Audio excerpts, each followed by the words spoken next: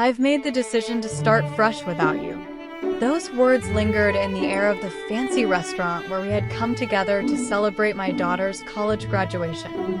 Gregory, my husband for 28 years, stood there with his champagne glass still raised, his announcement overshadowing changes and countless finding myself phases.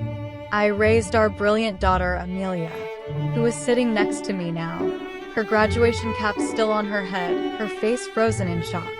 Out of the corner of my eye, I noticed Cassandra Wells, Gregory's much younger girlfriend, squirming at the back table where she sat with people I had thought were friends for years. Friends who apparently knew about the affair but never bothered to tell me. The same Cassandra who had joined us for Christmas parties and once called me for career advice. With the calm I had practiced, I reached into my handbag and pulled out a sealed cream-colored envelope. I placed it gently beside Gregory's plate. "What's going on?" he asked, his earlier confidence slipping away. "Just something for you to read later," I replied, keeping my tone calm.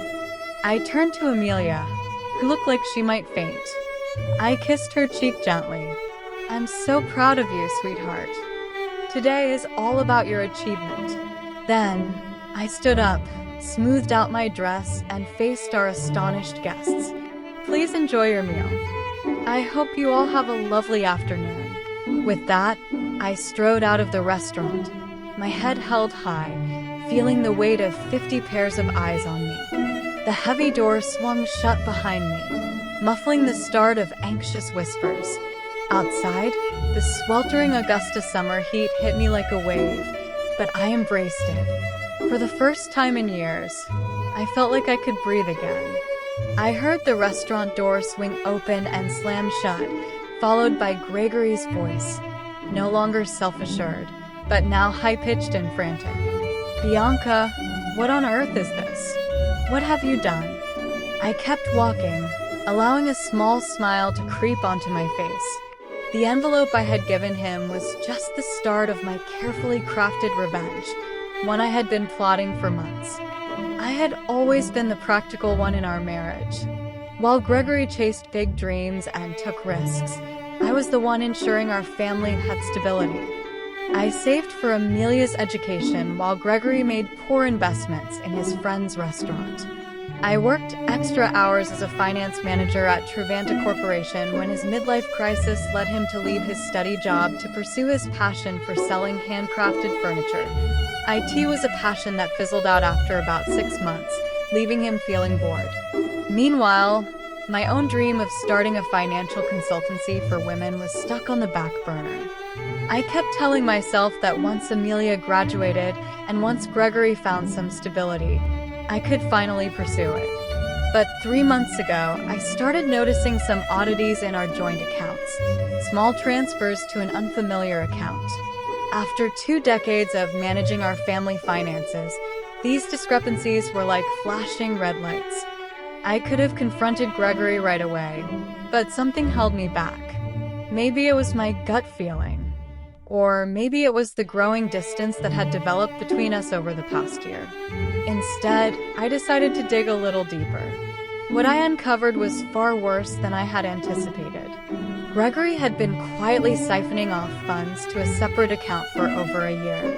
He was also taking Cassandra out to fancy restaurants, buying her jewelry, and even eyeing beachfront properties, all while telling me we needed to cut back for retirement. Then came the text messages I stumbled upon when Gregory left his phone unlocked. They were about their new life together, about how he was finally breaking free, and about their plans for the day after Amelia's graduation, the very day he had chosen to make his grand exit from our marriage. What Gregory seemed to forget, or perhaps never fully understood, was that I had spent 30 years as a financial professional. I knew how to follow the money. I was well aware of how to trace assets. And most importantly, I remembered the prenuptial agreement we signed 28 years ago when I had more family money than he did. Ironically, it was the agreement he insisted on to safeguard his future earnings, which included a fidelity clause that would ultimately be his downfall. While Gregory was busy plotting his escape with Cassandra, I was meticulously building my case. I consulted with attorneys, documented every hidden transfer, gathered evidence of their affair, and prepared divorce papers. I timed everything just right, knowing he would want to wait until after Amelia's graduation to avoid ruining her big day. What caught him off guard was my decision to hand over the divorce papers on the very morning of graduation, right before his big announcement. With those papers tucked away in court records that he couldn't access yet, Gregory had no idea that I was always a few steps ahead of him. I didn't head back to the restaurant. Instead, I drove to our home, a lovely colonial nestled in Augusta's historic district that we had bought 15 years ago. The very house that Gregory had already promised to Cassandra, as revealed in text messages he never thought I'd seen. I parked in the driveway and walked calmly into what had been our shared space for over a decade. Everything looked just as it always had. The family photos lining the walls, the antique grandfather clock that belonged to my father, the well-worn leather couch where Gregory and I once envisioned our future together. But in reality, everything had shifted. I made my way upstairs to the master bedroom and opened the closet. Gregory's clothes were already packed away in suitcases, stashed in the back, all set for his planned exit tomorrow. I couldn't help but smile at how predictable he was. He had always been so careful with his clothes, yet so careless with the things that truly mattered. My phone buzzed nonstop with messages from friends at the restaurant, from Amelia, and even from Gregory's sister Diana, who had flown in for the graduation. I only took the time to respond to my daughter that I'm doing okay. This isn't something you need to worry about. Just enjoy your graduation day, all right? We'll catch up tonight. I love you. For months, I kept the truth from Amelia, not wanting to spoil her last semester with family issues. She might be upset that I didn't tell her, but I knew she'd come to understand in time. Amelia had inherited my practicality and her father's charm, a powerful mix that helped her graduate with honors. 3 hours later, I heard Gregory's car pull into the driveway. The front door swung open with a bang. "Bianca," he yelled, his voice bouncing off the walls. "Where are you?" I was in the living room, calmly going over some documents on my laptop. I shuddered as he stormed in, his face red with anger, an envelope gripped tightly in his hand. "What's the meaning of this?" he demanded, waving the papers around.